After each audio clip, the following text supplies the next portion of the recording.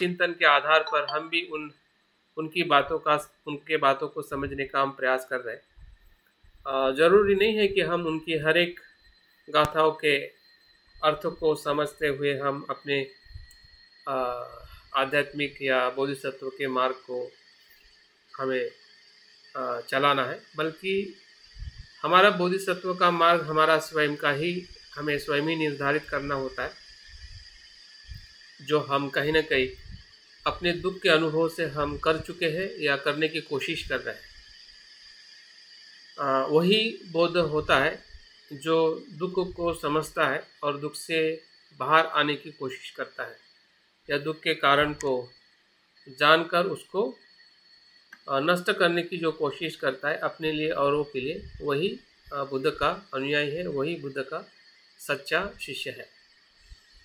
तो इस प्रकार से हम निरंतर प्रयास कर रहे हैं, और हम ही नहीं बल्कि संसार के सभी बोध जो प्रामाणिक है और जो सही अर्थ में बुद्ध धम्म संघ को शरण गमन कर रहे हैं या करने की कोशिश कर रहे हैं, तो वो सभी हमारे जो संघ भाई बहनें हैं या जो भी संघ के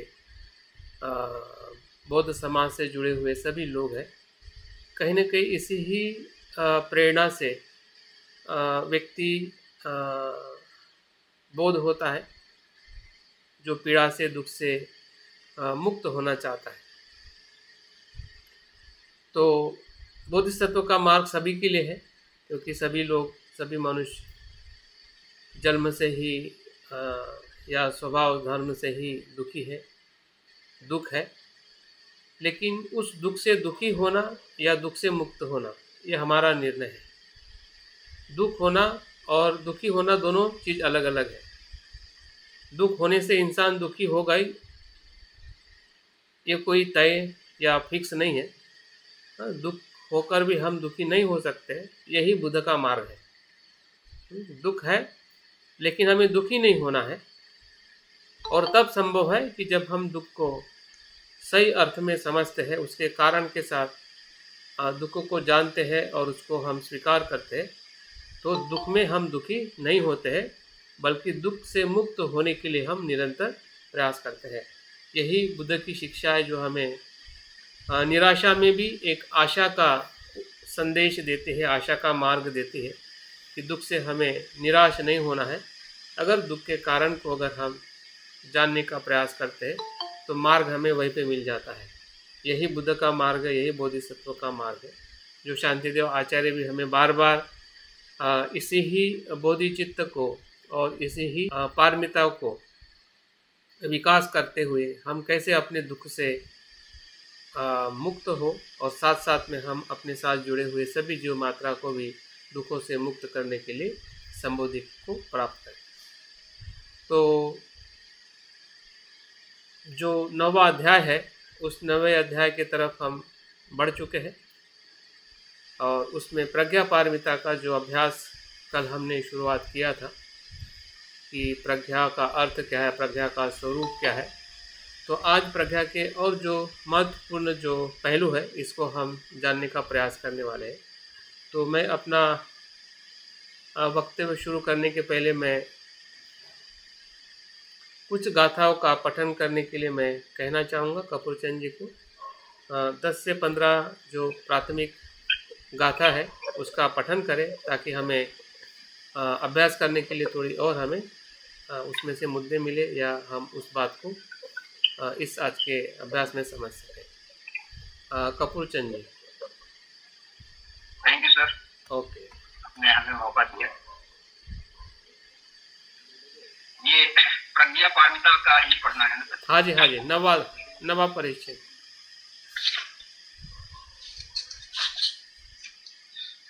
नवा परिच्छेद प्रज्ञा पारमिता, पेज नंबर 200। पहली गाथा। इस सब शील समाधि आदि सामग्री को तथागत ने प्रज्ञा के लिए साधन के रूप में कहा है। इसलिए दुख दूर करने की इच्छा से मनुष्य को चाहिए कि प्रज्ञा को उत्पन्न करे। दूसरा, व्यवहार सत्य तथा परमार्थ सत्य, ये दो सत्य हैं। परमार्थ सत्य जो कि निष्प्रपंच है, तत्व है जो बुद्ध का विषय नहीं बनता। यह प्रपंच विषयक जो बुद्धि है उसी का नाम व्यवहार सत्य है। तीसरा श्लोक। उन ब्रैकेट में व्यवहार और परमार्थ सत्य में अधिकारी लोग दो प्रकार के देखे जाते हैं। ब्रैकेट में व्यवहार सत्य के अधिकारी लोग साधारण होते हैं और परमार्थ सत्य के अधिकारी लोग योगी अर्थात रहस्यवादी होते हैं। रहस्यवादी साधारण लोगों को प्रमाण नहीं मानते।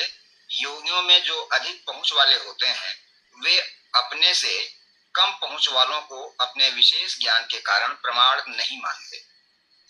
चौथा और पांचवा एक ही में।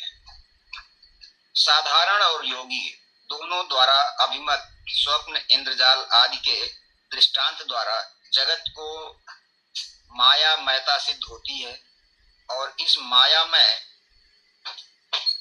मायामय जगत में अपने कार्य की सिद्धि के लिए लोग अविचार पूर्वक प्रवृत्त होते हैं। दुनिया सब पदार्थों को देखती है और उन्हें परमार्थ में वैसा ही मानती है, पर उन्हें महामाया नहीं समझती। यहाँ योगियों के साथ दुनिया का झगड़ा है। छठवां श्लोक। रूप आदि जिनका इंद्रियों द्वारा प्रत्यक्ष होता है और उन्हें दुनिया जैसा समझती है, उनका वैसा समझना रूढ़ि के कारण है, प्रमाण के कारण नहीं। वह अशुचि आदि में शुचि आदि की प्रसिद्धि के समान भ्रम ही है। अभिप्राय यह है कि जो जैसा दिखाई देता है यदि वह वैसा ही हो तो साधारण लोगों को तत्ववादियों में अंतर नहीं रह जाता तथा तत्ववाद की चर्चा निरर्थक हो जाती है। अतः जगत के विषय में जो जनसाधारण का विचार होता है वही तत्वज्ञानियों का विचार नहीं होता तथा तत्वज्ञानियों में भी तारतम्य रहता है। सातवां आठवां श्लोक एक ही में है। प्रश्न। स्वप्नवत जगत जब मिथ्या ही हुआ तब उस आदि के द्वारा निरूपण करना तथा उसे क्षणिक कहने आदि का अर्थ क्या? प्रतिवचन। भगवान ने दुनिया का शून्यता में प्रवेश कराने के लिए स्कंध आदि पदार्थों की देशना की है। परमार्थ में वे क्षणिक नहीं है। प्रश्न। परमार्थ से न सही संवृत्ति से तो क्षणिक है। प्रतिवचन। यह तो उल्टी बात हुई। संवृत्ति से पदार्थ क्षणिक कहा। वे तो अनेक क्षणों तक स्थिर दिखाई पड़ते हैं, पर यह दोष नहीं है।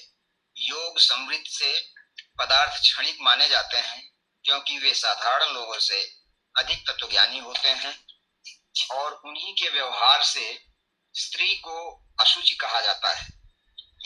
यद्यपि यह भी लोक व्यवहार के विरुद्ध ही है। नौवां और दसवां एक में। आक्षेप।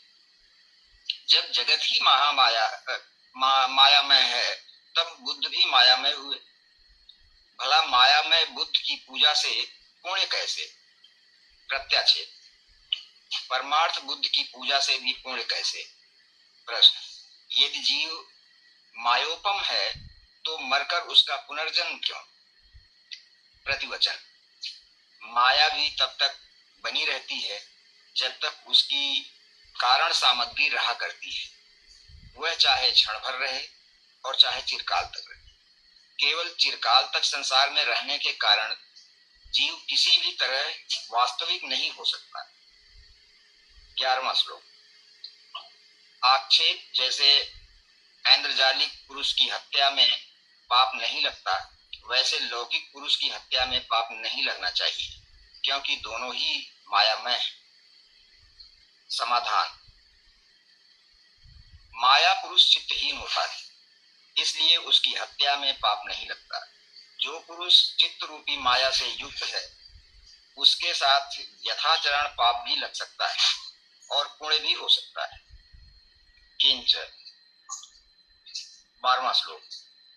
मंत्र आदि में यह शक्ति नहीं होती कि उनसे माया चित्त की उत्पत्ति हो सके, क्योंकि वह माया भी नाना प्रकार की होती है और नाना प्रत्ययों से उत्पन्न हुआ करती है।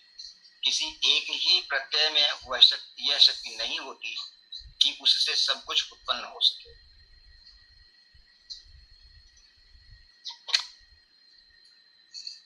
तेरहवां और चौदहवां एक ही में।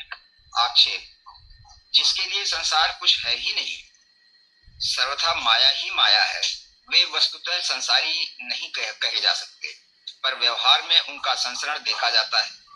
अतएव यदि परमार्थ में निवृत्त अर्थात असंसारी व्यवहार में संसारी हो जाए तो बुद्ध भी इस प्रकार संसारी हो जाएंगे, फिर बोधचर्या से क्या? समाधान, जब तक प्रत्ययों का उच्छेद नहीं होता तब तक माया भी उच्छिन्न नहीं होती, और जब प्रत्ययों का उच्छेद हो गया तब समृद्धि से भी उनकी उत्पत्ति नहीं हो सकती। ठीक है, थैंक यू, रुक जाइए।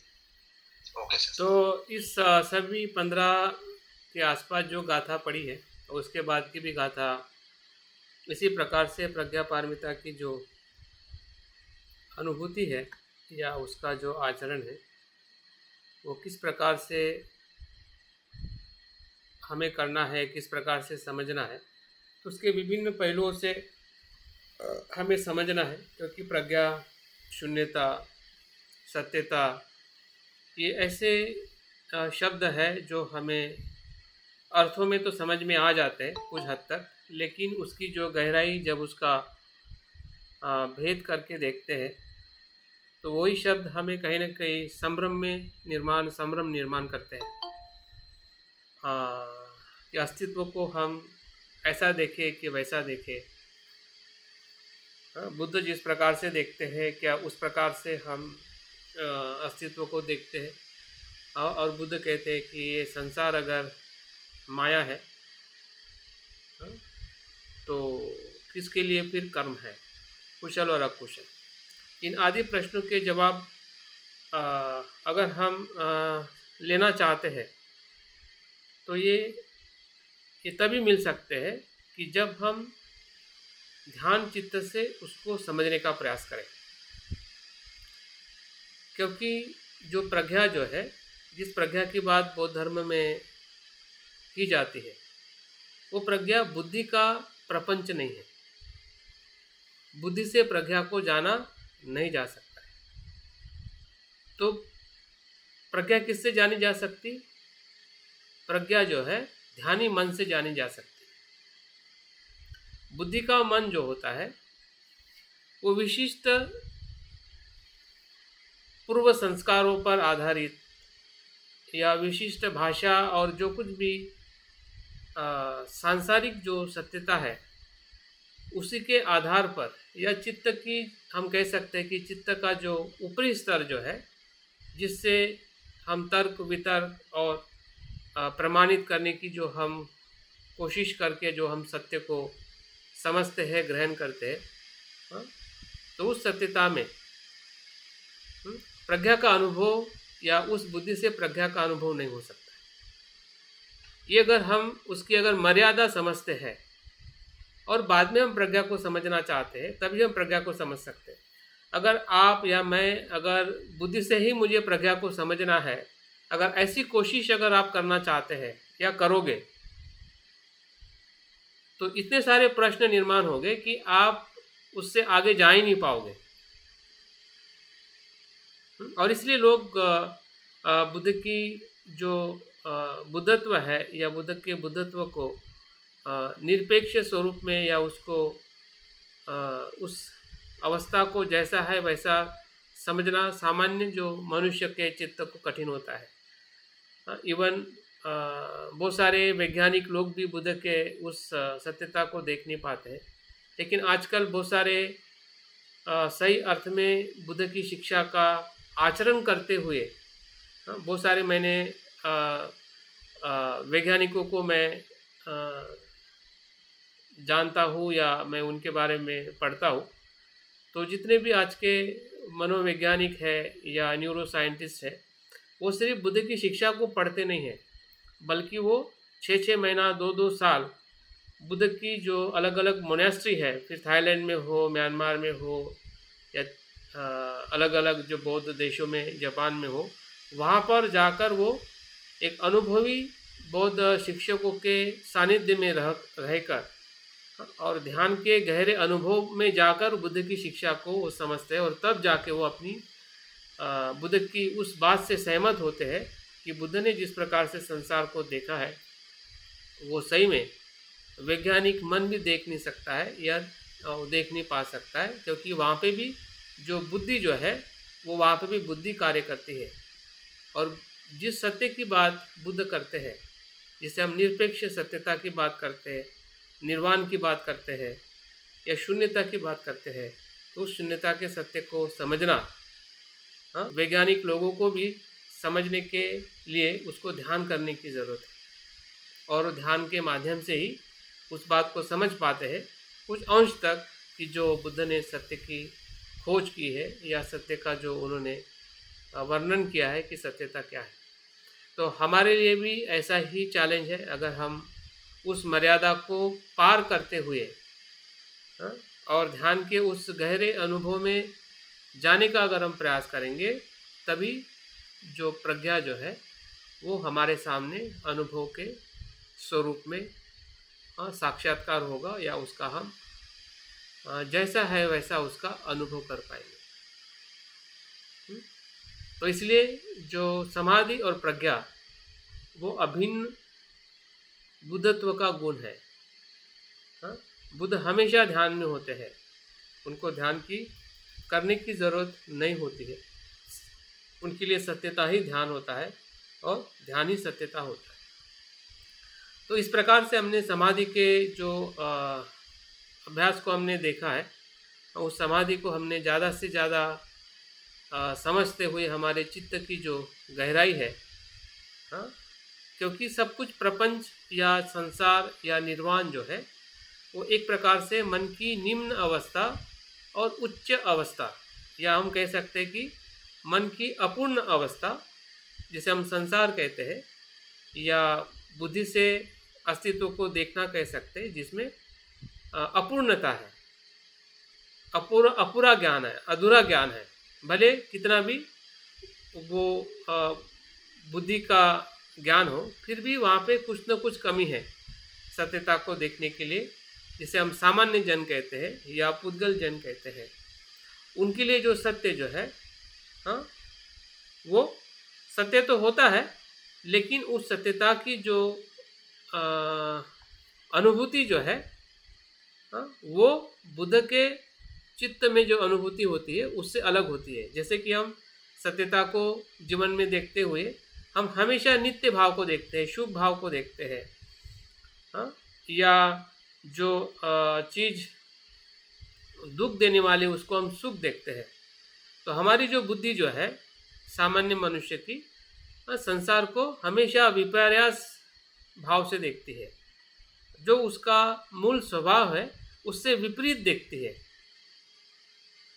और इसी के कारण वो जो बुद्धि जो है वो हमारा चित्त जो है जानता तो है, लेकिन आंशिक जानता है, एक ही पक्ष की सत्यता को, वो संसार की बातों को जानता है, लेकिन उसका जो गहरा और सर्वांगिक जो स्वरूप जो है वो सिर्फ परम चित्त जानता है, जो उच्चतम अवस्था में पहुंचा हुआ ज्ञानी व्यक्ति, जिसे हम बुद्ध व्यक्ति कहते हैं, जिसे हम बोधिसत्व कहते हैं, या हम भी जब उस ज्ञान के अवस्था में आकर जब हम अस्तित्व को देखते हैं तो वो एकदम उसके पूरे स्वरूप में हमें दिखने लगता है, सर्वांगिक स्वरूप में दिखने लगता है। और वही सत्यता का नाम जो है शून्यता है, प्रज्ञा है, निर्वाण है।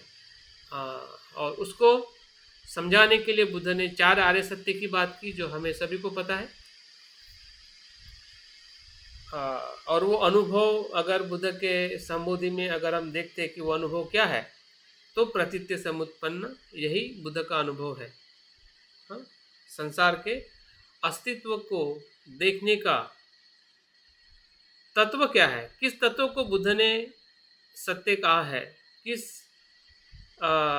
शिक्षा को या किस नियम को बुद्ध ने सत्य कहा है, जिसके आधार पर संसार भी घटित होता है। ये होने से संसार होता है और ये नहीं होने से निर्वाण होता है। ये होने से ये होता है, ये अविज्ञा होने से जन्म जरा व्याधि मरण होती है। हाँ? और इस कारण की जो श्रृंखला जो है उसी को हम प्रतीत्य समुत्पाद की श्रृंखला कहते हैं। 12 निदान वो संसार है। हाँ, वो संसार की अनुभूति है कि जो बुद्ध के ज्ञान में, संबोधि में उनको 35वें वर्ष में बुद्ध गया में बोधि वृक्ष के नीचे जो प्राप्त हुई, यही बुद्ध का ज्ञान है कि संसार कैसे उत्पन्न होता है, संसार का स्वभाव क्या है, संसार की सत्यता क्या है। और दूसरा सत्य उनको पता चला कि अगर ये नहीं होता है, अगर अज्ञान नहीं होता है, तृष्णा नहीं होती है, तो जरा व्याधि मरण भी नहीं होता है, जिसको निर्वाण की अवस्था कहेंगे। मतलब निर्वाण की अवस्था में प्रतीत्य समुत्पाद बिखर जाता है, टूट जाता है, या उसका निरोध हो जाता है। जो कड़िया है वो बंधन है, जिसके कारण संसार में वे स्वयं भी बार बार आए उनके अनेकों जन्मों में, और उन्होंने संसार को भी उसी कारण से देखा कि ब्रह्मांड में जो कुछ भी जीवन चक्र जो है वो इसी के कारण जन्म लेता है, और कर्म के आधार पर उसका बार बार भाव निर्धारित होता है, गति निर्धारित होती है। लेकिन जब व्यक्ति अपने जागृति और ध्यान से, जागृति और चित्त को एकाग्र करके जब वो सत्यता को देखता है, तो ये सभी कड़ियाँ क्या हो जाती है, बिखर जाती है, टूट जाती है। और वो जो अवस्था जो है वो है निर्वाण की अवस्था, जिसे अजात कहा जाता है। कि जो मृत्यु, जन्म और मृत्यु से पर ऐसी जो अवस्था है, निरोध की अवस्था है, निर्वाण की अवस्था है, वही बुद्ध के ज्ञान का चरम बिंदु है कि जो बुद्ध ने अपने संबोधि में प्राप्त किया। और उसी आधार पर उन्होंने 4 आर्य सत्य की बात की, वो समझाने के लिए।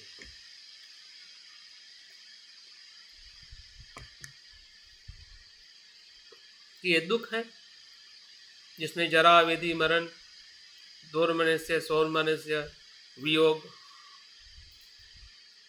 और योग, ये सभी जो बातें जो है शारीरिक, मानसिक और सांसारिक संस्कारों के दुख की जो अनुभूति जो है, और उस अनुभूति के अस्तित्व को बताते हुए उसके कारण को भी बताया, उसके निरोध होने की अवस्था को भी बताया, कि चिंता मत करिए कि दुख का निरोध संभव है।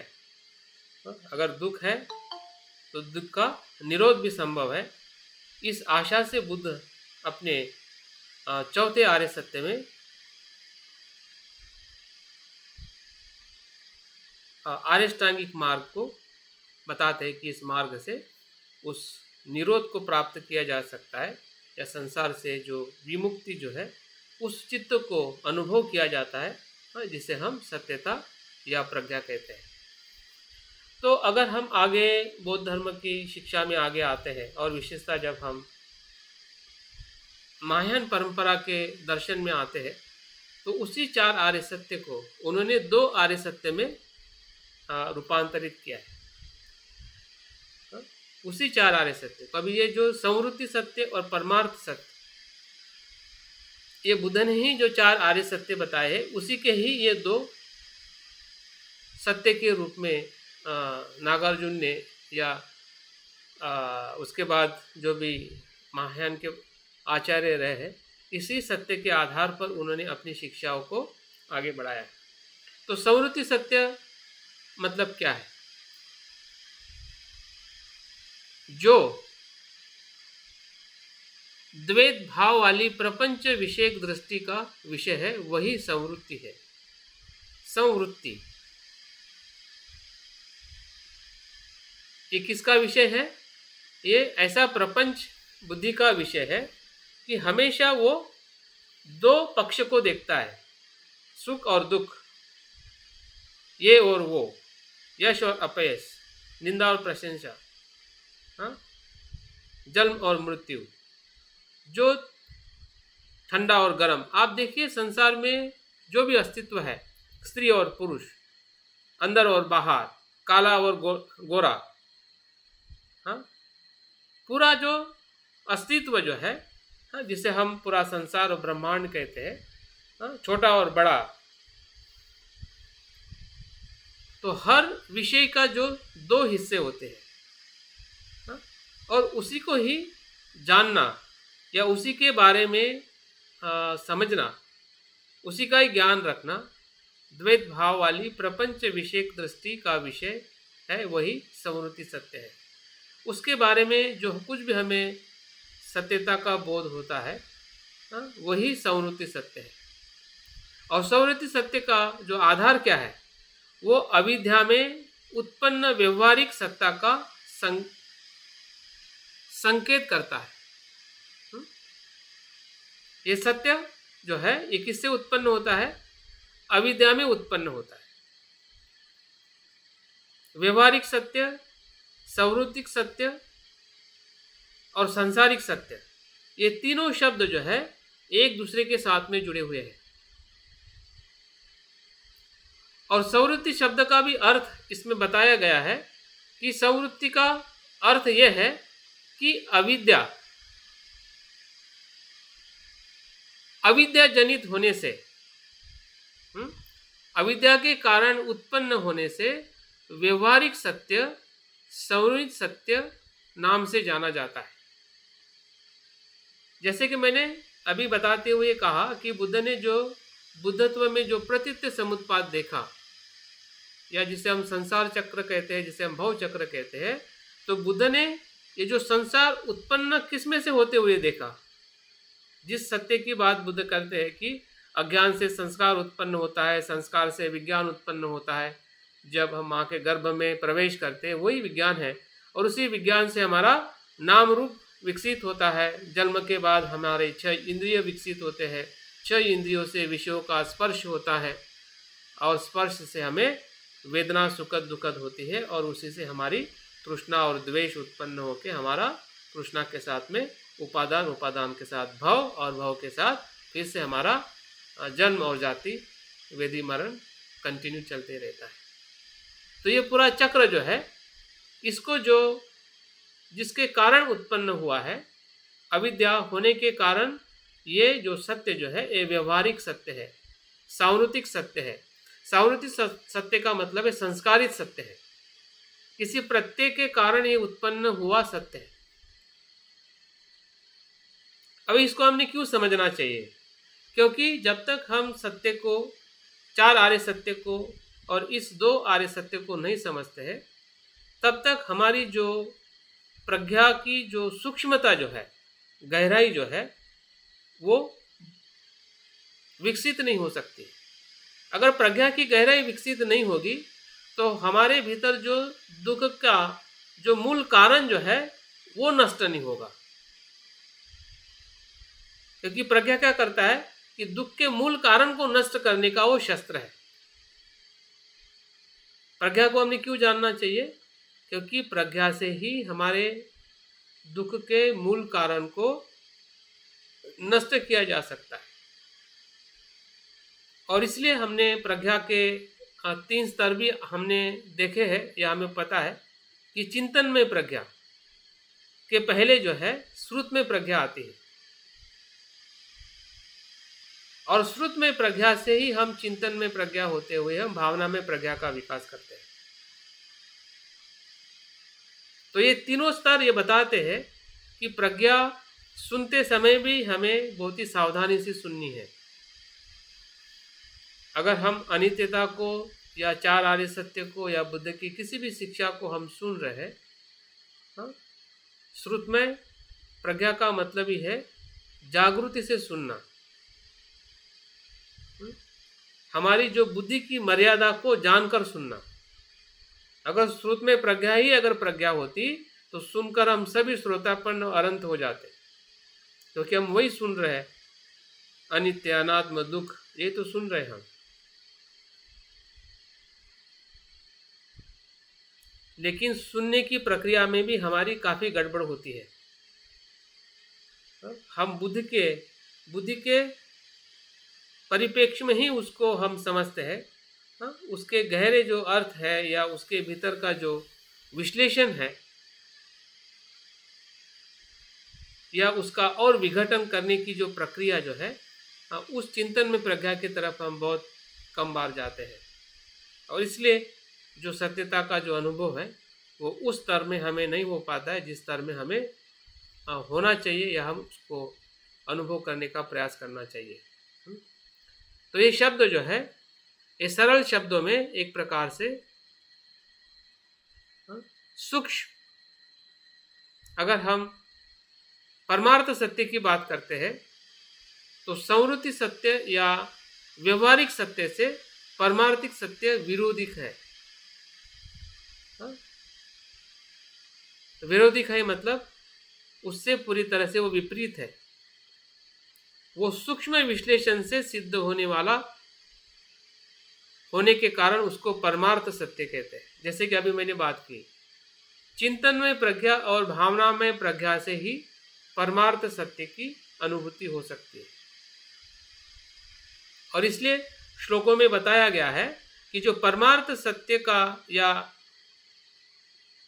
योगियों का ही परमार्थ सत्य विषय होता है, आर्यों का ही परमार्थ सत्य विषय होता है।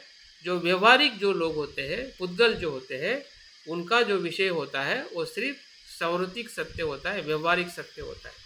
और इसलिए दोनों के बीच में बड़ा मतभेद हो जाता है कि वो ये समझा नहीं पाते हैं या समझ नहीं सकते कि जो बुद्ध कहते हैं, हम मनुष्य समझ नहीं सकते कि बुद्ध क्या कहना चाहते हैं। और हम भी समझ नहीं पाते हैं कि बुद्ध का कहने का अर्थ क्या है, बुद्ध किस प्रकार से सत्यता की बात कर रहे हैं, जबकि सब कुछ अनित्य है या सब कुछ शून्य है। किस अर्थ से अनित्य है, कैसे अनित्यता को देखना है, कैसे शून्यता को देखना है, इन सभी बातों से कहीं ना कहीं हमारे मन में जो संभ्रम निर्माण होता है, उसको हमें समझने की कोशिश करनी पड़ेगी। तभी जाके हम उस संभ्रम से बाहर आकर सत्यता को देखने का जो हमारा तरीका है या हमारा जो मन की जो अवस्था है, उसी मन की अवस्था में ही हम परमार्थ सत्य को देख सकते हैं, क्योंकि वो सूक्ष्म विश्लेषण से ही वो सिद्ध होने वाला कार्य है या अनुभव है जिसे हम परमार्थ सत्य कहते हैं। और ये प्रज्ञाजनित सत्य का प्रतिपादक है। ये सत्य क्या है?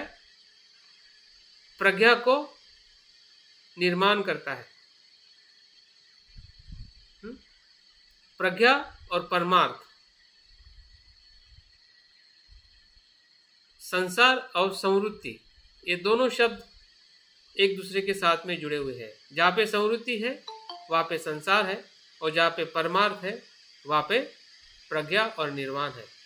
तो इस प्रकार से दोनों जो सत्य जो है, उसकी जो अगर हम तुलना चार आर्य सत्य के साथ में करते हैं, तो पहला जो सत्य जो है चार आर्य सत्य में दुख और दुख का कारण, ये एक प्रकार से संवृत्ति सत्य है, संसारिक सत्य है, जो बुद्ध ने पहले दो आर्य सत्य में बताए हैं, जिसे हम कंडीशनल रियलिटी कहते हैं।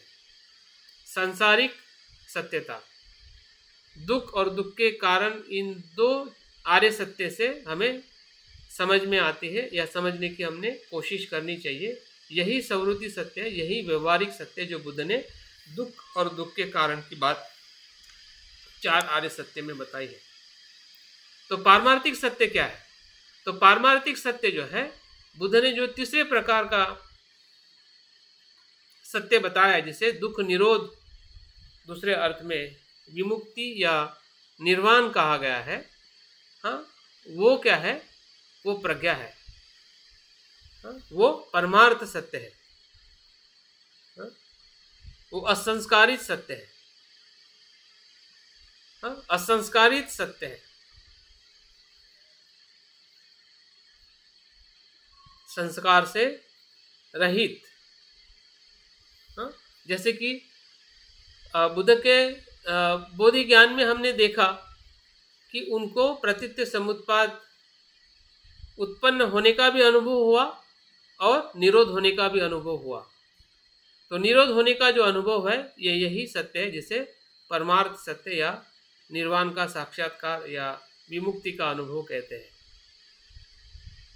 तो हमें बुद्ध के संबोधि से भी हमें समझना है, जो उनके अनुभव में जो आया है वही उन्होंने चार आर्य सत्य में हमें समझाया है, और वही बात हमें जो नागार्जुन या महायान परंपरा में जो दो प्रकार के सत्य की जो बात बताई है, जिसे हम सवृत्ति सत्य कहते हैं, सांसारिक और व्यवहारिक सत्य जो पुद्गल लोगों का विषय होता है, और परमार्थ सत्य जो है वो आर्य लोगों का या बुद्ध जो पुरुष है उनका वो विषय वस्तु होती है। जब विषय वस्तु जब आर्य लोगों की होती है या श्रोतापन्न से लेके अनंत या बुद्ध के चित्त की जो अवस्था होती है, वो संसार को कैसे देखते हैं और संसारिक लोग संसार को कैसे देखते हैं। जैसे कि हम संसार में हैं तो संसारिक लोग संसार को कैसे देखते हैं, नित्य देखते हैं, शुभ देखते हैं, सुख देखते हैं, हाँ? लेकिन इसी संसार को बुद्ध कैसे देखते हैं? बुद्ध उसको अनित्य देखते हैं, अनात्म देखते हैं, हाँ? दुख देखते हैं, अशुभ देखते हैं। तो ये देखने का जो दृष्टिकोण जो है, हाँ? इसी के कारण दो सत्य के स्वरूप में हम एक सामान्य लोगों को, एक बुद्ध लोगों को जो बुद्ध के या उस अनंत की अवस्था में है, तो दो प्रकार के लोग और दो प्रकार के सत्य को हम इसमें समझने की कोशिश करनी है, ताकि हम किस सत्य से किस सत्य में हमें प्रवेश करना है। जैसे कि ये सांसारिक सत्य है, इसको भी हमें समझना है, लेकिन ये पूरा समझने के लिए हमें ऊपर उठना पड़ेगा। जैसे कि अगर हम बाबा साहब के जीवन में देखते हैं कि बाबा साहब ने जाति को तोड़ने का क्या कारण था, कैसे तोड़े, वो जाति में रह के कि जाति से ऊपर उठ गए। तो बाबा साहब ने जो जाति को तोड़ा है, वो बाबा साहब जाति से ऊपर उठ के जाति को तोड़ा।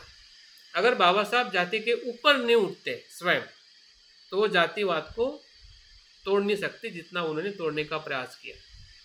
तो इसका मतलब सांसारिक जो कुछ भी हमें दुख है, परेशानी है, या संसार में जो कुछ भी हमें भय चिंता लगती है, तो उससे हम तभी मुक्त हो सकते हैं जब हम उस श्रेष्ठ अवस्था में आकर संसार को जब देखेंगे, तो संसार हमें एक दूसरे प्रकार से दिखेगा। जैसे कि उदाहरण के तौर पे आप देखिए कि जब हम छोटे थे, बालक थे, आप सोचिए, कल्पना करें कि जब हम छोटे थे, बालक थे, तब खिलौनों को हम क्या समझते थे? खिलौना ही हमारा जीवन रहता था। हाँ, खिलौने के प्रति जो हमारी आसक्ति थी, या हमें ऐसा लगता था कि खिलौने ही हमारा जीवन है, उसके अलावा जीवन कुछ नहीं है। लेकिन आज जब हम उस खिलौनों को खेलते हैं, देखते हैं, तो क्या आज हम उस प्रकार से उसको देखते हैं क्या? मुझे लगता है कि हम में से कोई ऐसा नहीं देखेगा उस खिलौने को, जब हम छोटे थे और उस खिलौनों के प्रति हमारी जो धारणा थी या जो मान्यता थी। आज हमारी मान्यता टूट गई है, लेकिन खिलौना तो वहाँ पे है, लेकिन आपका देखने का दृष्टिकोण बदल गया है। जब आप बच्चों को खेलते हुए देखते हैं तो आप उसको उसके साथ खेलते भी हो, ऐसा नहीं, बच्चों के साथ आप खिलौने खेलते हो, उसके साथ में आप आनंदित भी होते हो, लेकिन आपका देखने का दृष्टिकोण जो है वो पूरी तरह से बदल गया है। उस खिलौने के लिए नहीं आप बच्चों के साथ झगड़ोगे, या नहीं आप उसके साथ में मारपीट करोगे, हाँ, क्योंकि आपको पता है कि वो उस खिलौने के साथ में अभी आपको कैसे दृष्टि रखनी है। बस अगर उदाहरण आपको समझ में आया है, तो इस उदाहरण में हम अपने आप को एक बालक के रूप में देख सकते हैं, और बुद्ध को हमसे जो ज्ञानी है या सत्य को जिन्होंने संपूर्ण रूप में देखने की जिनके पास में पात्रता है, जिसके पास में दृष्टि है, तो बुद्ध संसार को ऐसे ही देखते हैं। जैसे हम बालक के खिलौने को आज हम खिलौना देख रहे हैं, तो बुद्ध भी संसार को खिलौने जैसा देखते हैं, जिसे हम माया कहते हैं। प्रपंच को कैसे देखते हैं बुद्ध? एक माया की तरह देखते हैं, एक जाल की तरह देखते हैं, हाँ, एक स्वप्न की तरह देखते हैं, जिसके कारण वो उस संसार में रहते हुए भी वो संसार से वो आसक्त नहीं होते हैं, दुखी नहीं होते हैं। उनका मन जो है संसार में लोगों के साथ में रहते हुए भी ना उनका मन चिंतित होता है, ना भयभीत होता है, हाँ, ना चंचल होता है, हाँ, क्योंकि वो उस कौन सी अवस्था में देख रहे हैं? उस संपूर्ण अवस्था में देख रहे हैं संसार को। तो इस प्रकार से अगर हम अनुभव करने की अगर कोशिश करते हैं, तभी हमारी जो प्रज्ञा का स्तर जो है विशेषता आज हम अगर चिंतन के माध्यम से और थोड़ा कुछ, क्योंकि ध्यान तो हम बड़े मुश्किल से आधा और 1 घंटा करते हैं, उसमें सब कुछ प्रज्ञा का अनुभव हो जाएगा ऐसा संभव नहीं है, लेकिन चिंतन से संभव है, क्योंकि चिंतन में हम हर जगह पे चिंतन का इस्तेमाल कर सकते हैं।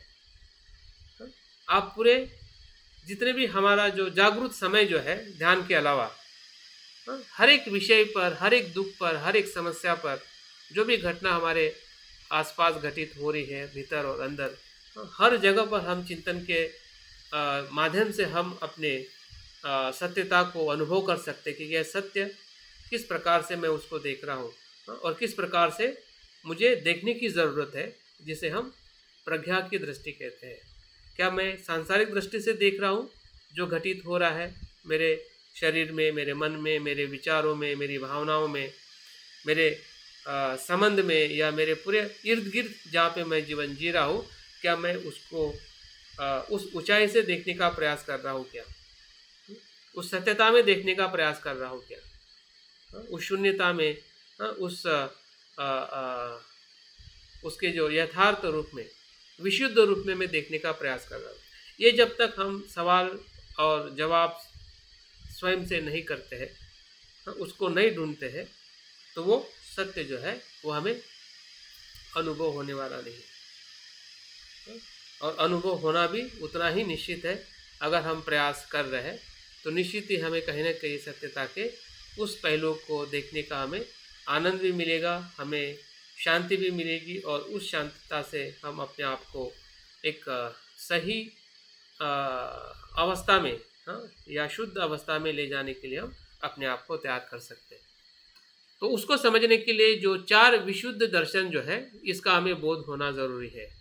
अगर हमें सवृत्ति सत्य और परमार्थ सत्य समझना है, जिस प्रकार से बुद्ध ने 4 आर्य सत्य की बात की, तो महायान परंपरा में 4 विशुद्धि दर्शन की बात की है। अगर 4 चीज़ों का अगर हम चिंतन करते हैं, जो बुद्ध ने भी बताया है, लेकिन इसको 4 विशुद्धि दर्शन कहा गया है, जिसमें सार्वत्रिक सत्यता को भी देखना आ जाता है और परमार्थ सत्य को भी इसमें दिखाया गया है। तो पहले जो 3 सत्य दर्शन जो है, जो संस्कृत है, वो अनित्य है। ये पहला चिंतन। ये विशुद्ध दर्शन है व्यवहारिक सत्यता का, या सवृत सत्यता का जो दर्शन जो है, जो संस्कृत है, मतलब जो संस्कारित है, वो सभी अनित्य है। जो संस्कारित है, फिर वो शरीर हो सकता है, 4 स्कंदों से बना हुआ है, हमारा मन हो सकता है जो अनेक को चैतसिकों से बना हुआ है, या कोई भी धर्म हो सकता है, अंदर का बाहर का पूरा अस्तित्व जो है किसी न किसी प्रत्यय से, संस्कृत का मतलब है 2 चीज़ों के मेल से वस्तु का बनना। संसार में ऐसी कोई चीज़ नहीं है कि जो एक तत्व से बनी है या बनती है, भले उसको आप एक शब्द से आप जानते हैं, लेकिन उस एक शब्द के जानने के वस्तु में भी 2 चीज़ें या 2 से अनेक चीज़ें होती है। जैसे कि पानी, पानी को हम शब्द में एक वस्तु कहते हैं कि पानी है, लेकिन उस पानी में भी H2O से बना हुआ अस्तित्व है, जिसे हम पानी कहते हैं। पानी बिन संस्कारिकता से नहीं बनता है, उसको भी H2O के 2 अणुओं की ज़रूरत है, तब पानी का अस्तित्व है। वैसे अणु हो, पार्टिकल हो या गैलेक्सीज हो या पूरे ब्रह्मांड में जो भी अस्तित्व है, सिर्फ हम अपनी इंडिविजुअल की बात नहीं कर रहे, हाँ, क्योंकि यहाँ पे इंडिविजुअल नहीं बताया, जो संस्कारित है, जो संस्कृत है, हाँ, और पूरा जो अस्तित्व जो है संस्कारित है, वो सभी अनित्य है। यह है विशुद्ध दर्शन, जब हम सत्यता को समझना चाहते हैं और उससे हम अज्ञान को अगर नष्ट करना चाहते हैं तो इस सत्य को हमें गहराई में समझना पड़ेगा। जो भी संस्कारित है वो अनित्य है। जो साश्रव है वो दुख है।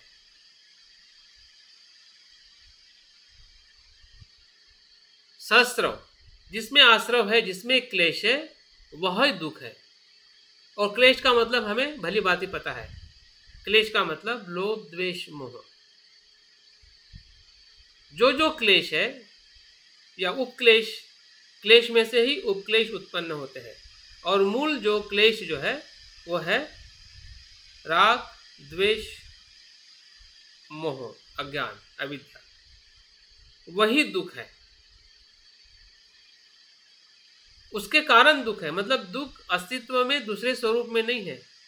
हाँ, हमारा अस्तित्व में जो कुछ भी संसार है वो दुख नहीं है, बल्कि इस क्लेशों से जो उत्पन्न होता है वो दुख है। हमें हर एक चीज दुखी नहीं करती है, या हम हर एक संसार के अस्तित्व से हम दुखी नहीं होते हैं, लेकिन अगर उसमें क्लेश है, जैसे कि शरीर हमें दुख तब देता है या करता है कि जब शरीर के प्रति आसक्ति हो या शरीर के प्रति द्वेष हो या अज्ञान हो।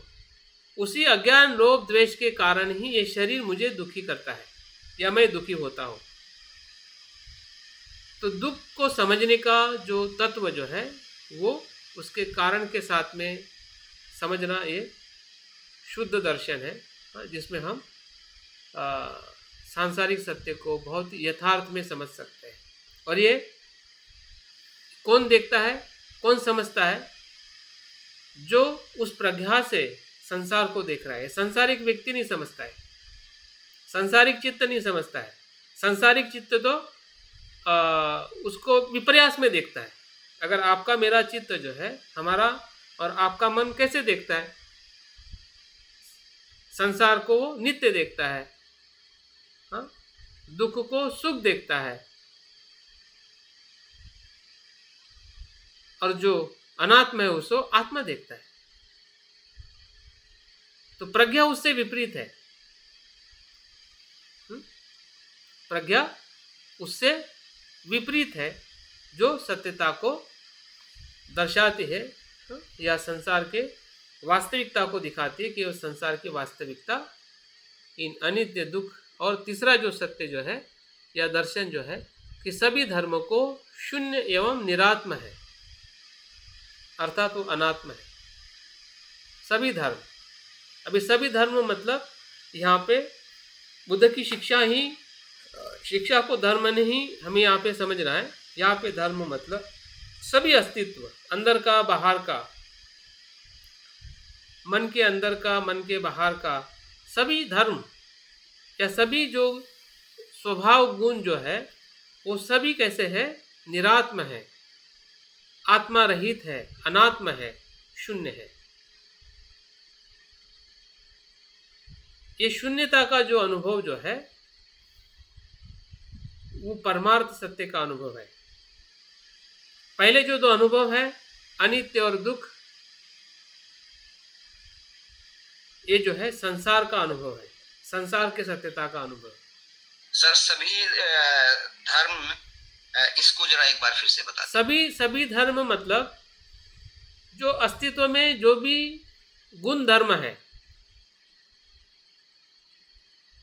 फिर वो हमारे मन का हो सकता है, शरीर का हो सकता है, बाहर भौतिक वस्तुओं का हो सकता है, भूतकाल के वस्तु का, वर्तमान के, भविष्य काल के, सब कुछ। फिर वो निर्वाण भी हो सकता है, हाँ? यहाँ पे धर्म जो है वो निर्वाण भी हो सकता है। हाँ, निर्वाण भी आत्मा नहीं है। हाँ, वो आत्मा और नित्य और अनित्य से पर है। हाँ, लेकिन उस भी निर्वाण के अंदर आत्म भाव नहीं है, नित्य भाव नहीं है। और इस अर्थ से हमें संसार और निर्वाण को इस धर्म के अनुभव में समझना या समझने का जो थोड़ा भी अगर हम प्रयास करते हैं, नहीं तो ऐसा हो सकता है हमारा अनुभव कि संसार में आत्मा नहीं है लेकिन निर्वाण आत्मा है, ऐसा हो सकता है। लेकिन बुद्ध ने वहाँ से भी हमें आत्मभाव से छोड़ा है कि वो निर्वाण किस प्रकार से आत्म तत्व नहीं है। तो वो धर्म भी निरात्म है।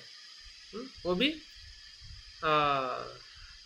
कुछ कुशल जो धर्म है या कुशल जो चित्त की अवस्था है, उससे वो अनुभव होता है। उसमें प्रज्ञा भी होती है, उसमें करुणा भी होती है। सिर्फ एक तत्व से निर्वाण का अनुभव नहीं होता है और इसलिए वो अनात्म है। जिसका अस्तित्व स्वतंत्र नहीं है, जिसका अस्तित्व स्वतंत्र नहीं है, उस अस्तित्व को अनात्म कहा गया है। फिर वो सांसारिक अस्तित्व हो या निर्वाण का अस्तित्व। लेकिन इसमें एक फर्क जरूर है कि इस सांसारिक शून्यता में निर्वाण का अनुभव नहीं होता है। संसार जो है निर्वाण के सुख से अभाव है, लेकिन जब हम निर्वाण की अवस्था में जाते हैं तो निर्वाण में संसार का अभाव है। वहाँ पे दुख नहीं होता है, वहाँ पे क्लेश नहीं होता है। तो इस प्रकार से वो अलग अलग है, लेकिन दोनों का धर्म जो है वो अनात्म भावी है। जैसे कि पानी गर्म भी है और ठंडा भी है, तो ठंडे और गर्म पानी में तो फर्क है।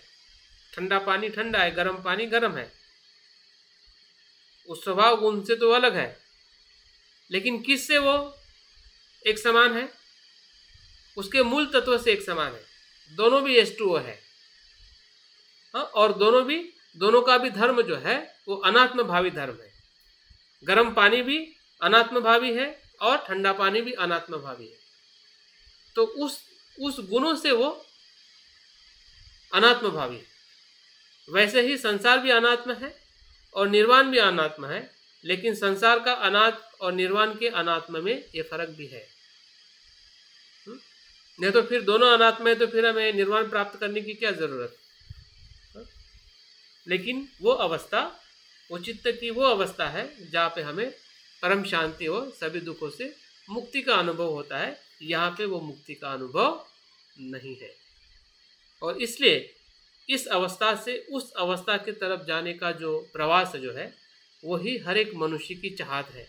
हर मनुष्य यही चाह रहा है, इस पीड़ा से, इस संसार के दुख से मुझे मुक्त होना है। और उसी का मार्ग बुद्ध ने आर्ष्टांगिक मार्ग के रूप में या बाकी सभी शिक्षा के रूप में उन्होंने उपदेश दिया है, जिसे हम बुद्ध की शिक्षा कहते हैं। और तीसरा जो शुद्ध दर्शन है, निर्वाण शांत है। वो इसी का ही अनुभव है, शून्यता का ही अनुभव।